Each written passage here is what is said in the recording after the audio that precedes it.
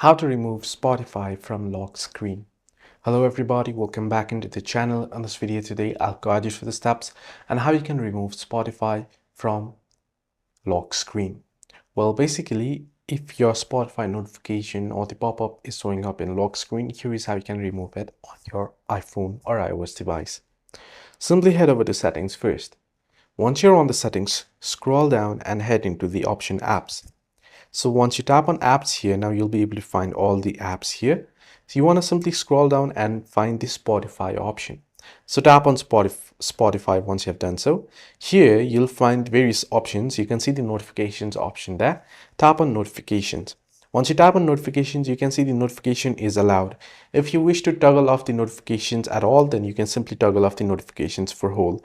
However, if you just want to remove it from your lock screen, you want to tap and make sure that the blue tick on the lock screen is off. You want to make sure that the blue tick is not there. And this way, Spotify will be removed from your lock screen. So this is how you can easily remove Spotify from lock screen. Hope this video helped. Do like and subscribe, and do not forget to leave the comments down below if you have any further issues as well.